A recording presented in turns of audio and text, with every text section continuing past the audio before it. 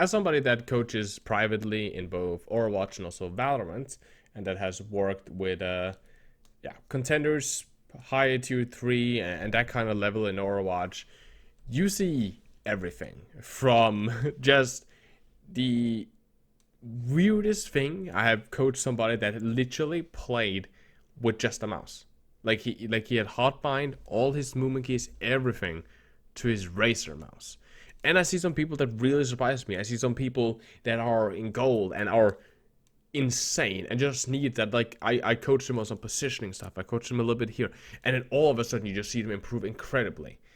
Today we're not talking about those guys though. Today we're talking about the guys that has 5,000 hours on a hero, one tricks. It's just like has higher rank borders than me, and somehow is stuck in a very low elo. Now, as always, hello there, my beautiful and lovely gamers. My name is Jonal. Let's talk about how you get stuck in an elo hell, how you can put a lot of hours into a game and be stuck on it. And we'll especially focus on a couple of things. Now, the first one that comes into consideration that you always need to think about is to like that video. Of course, it helps against YouTube algorithm. I'm a small YouTube content creator, and I think with that kind of segueing into promotion stuff, I feel I should deserve a like. I've worked hard for this one.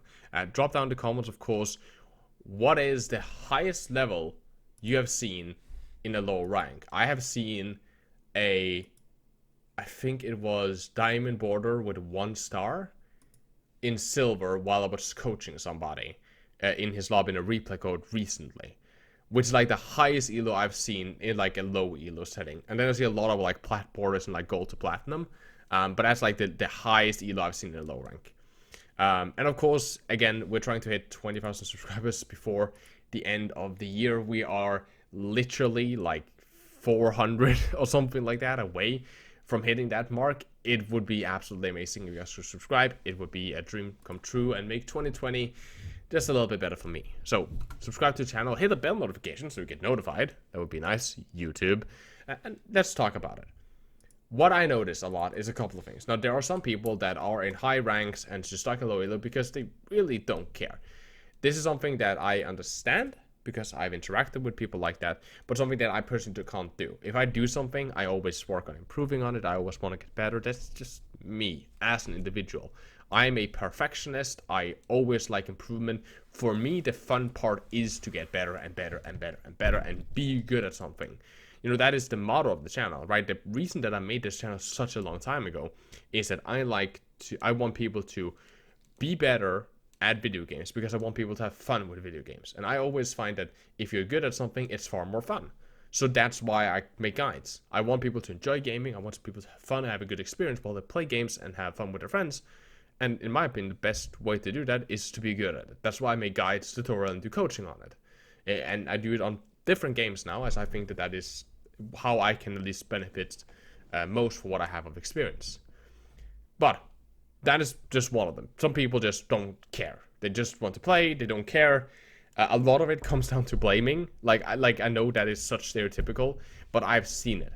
I have coached thousands of people.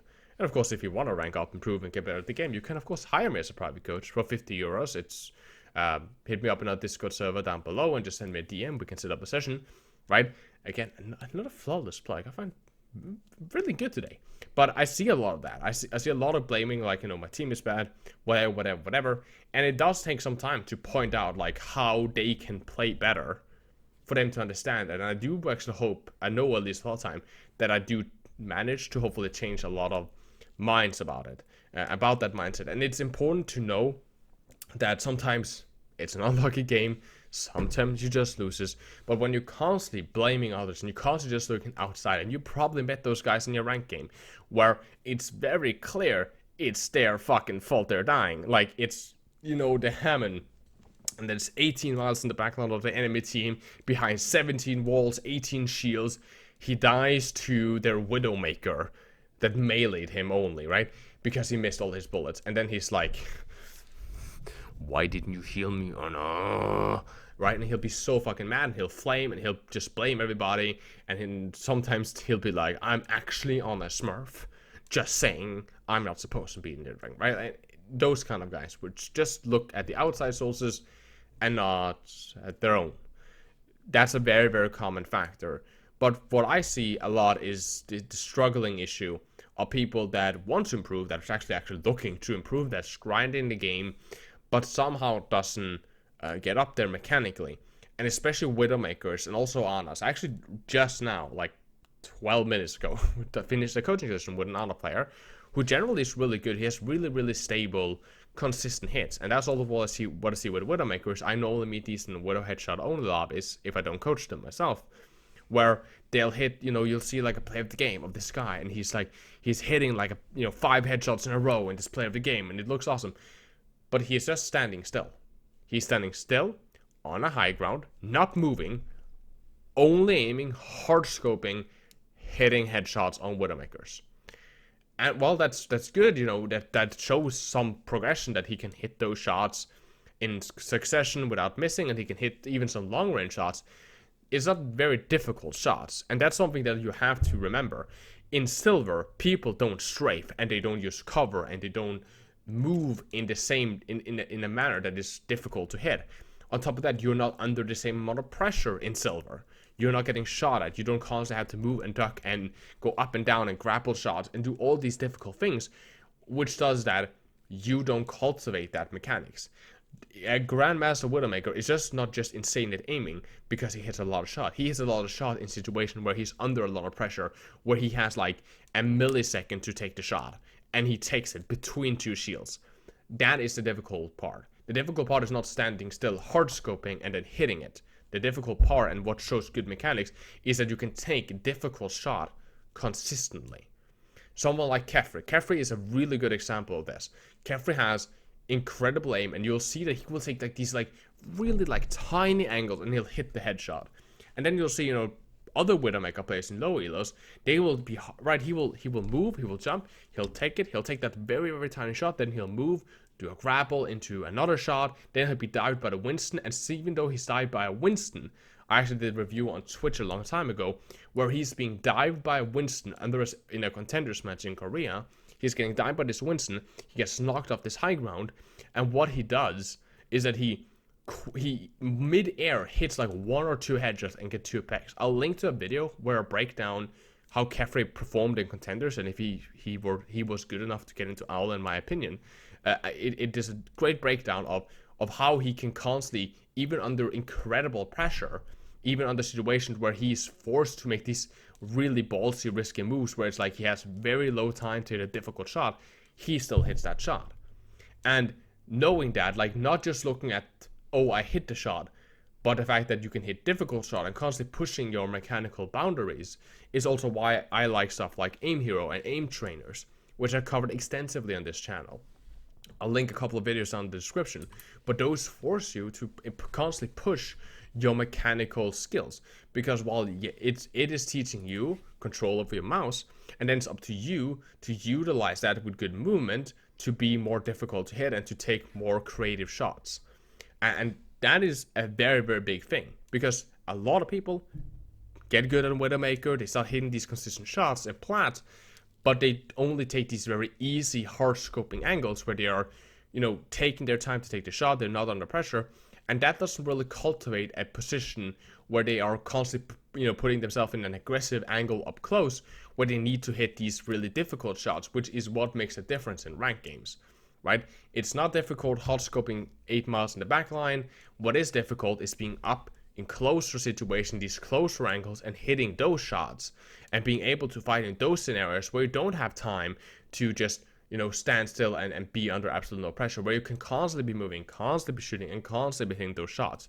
That is the thing, that constantly pushing yourself, not just being satisfied with the fact that you are hitting shots and something is working in Platinum and you're hitting those shots, and you can probably stomp a Platinum Widowmaker, but the fact that you're constantly pushing that limit, so you can start pushing into Diamond, so you can start having an impact where you look at yourself and say, okay, I'm playing in this position, I got 2 pecks, we lost the team fight. Instead of just saying fuck my team, maybe you should try to look at, okay, could I have got my 3rd pick? Could I have been more active? Could I have gotten these picks earlier? Could I have preemptively done something? Could I have set up in an aggressive position in the beginning, so I immediately got a kill. When I got those 2 picks, did I have to use a long time to regroup with my team and get back up to get a better angle again? Because yes, you got 2 picks, but then you used so long time moving into the team fight that you took yourself out for a long period of time. And because you took yourself out for such a period of time, this is something I see a lot, especially with Genji players that flank. You get a kill or 2. A lot of times, like, you get 1 kill, then you super low, then they flank around to get a health pack and reposition, and they take themselves out of the fight for so long that yes, they got a kill, but they are not active in the rest of the team fight. So they got 1 kill, and then they took themselves out of the team fight, so it's a 5v5. So their kill didn't really matter, and because you are the only one that can be a difference maker, you're the only consistent factor in each fucking rank game. When you take yourself out of the fight like that, or are not active because you're positioning, because you have this docile, passive, aggressive position, if you're in those spots, then it's of course they're not ranking up, because you are the difference maker, and you are not in the team fights. And you're not always in the team fight from the beginning to the end. That's what you want to look for. You want to be able to punish the enemy as you're leaving the spawn door and until, you won that map. If you want a team fight, you push up, you start taking space, you look for someone that you can spawn cap, or look for some damage to build an ult charge, or to drain some resources. And then, the early parts of the team fight, you do the same thing. Then the team fights break out. Now the enemy team is already weak. You have built a bunch of ult charge, you might have your ults, you in an aggressive position to do something, you start winning the team fight, and you keep pushing that advantage. Keep building up ult charge, keep keeping damage, keep draining resources. They are not allowed to regroup and retake. Incredibly easy to abuse in low elos. Pushing people's spawns and catching people off guard are some of the easiest way to rank up or like gold, because nobody expects it. Because in gold they're so used to, you won the team fight and now we have this gentleman agreement that you sit on the payload and we regroup. So they will just run willy-nilly around until another team fight breaks out. While if you do that in high elos, you'll get stumped because they will push up with DPSs and tanks to claim that space that you gave them. And they will use that advantage to punish you. If you are out of position there and you left your team or you pushed too far up while you were waiting for a team fight, you can a lot of time get punished. And that's what you see a lot of time. If you see smurfs playing those elos, there'll be a smurf already on your spawn as soon as you respawn again, ready to try to see if you can get more kills. So when people get stuck in these elos, especially what I see when people get stuck in the elos, it is either because, as we talked about, they don't care. They just want to play for fun. They don't care about improving. I don't understand that personally, but I see how that is objectively just funny to some people. And if that's what they enjoy, then that's great. That is absolutely amazing. I personally always like improving, so I will constantly go for an improvement rate, always, at any point in given time. If not, then it's a lot of time that they are not challenging themselves, they're not pushing their own limits, they are happy with hitting some decent shots, and they're blaming their team because of it, right? You hit a couple of headshots with Widowmaker now and then, you're standing completely still, hard scoping, super far back, you're super safe, it costs your team a lot of resources to keep you safe, but you got 2 picks. You got the 2 picks very late because of your positioning, but he got 2 picks. So therefore, it's not his fault that he lost the team fight, it's of course everybody else's. Which is such a bad mentality if you want to rank up, improve, and get better at the game. Just like you, of course, want to like this video, comment down below, subscribe to the channel, and of course, if you want to actually rank up, improve, and get better at the game fast, you can hire me as a private coach. It's €50 for a 2-hour session. It helps out supporting me financially, supporting the channel. So thank you guys so much for the amazing support. My Twitter, Twitch, and Discord are linked in the description. Hit me up on Discord if you're interested in some private coaching. Besides that, please do take care of yourself, stay positive, wear a mask, stay safe, tell somebody that you love them. As always, my name is Joe, and you guys keep the enemy in your crosshairs.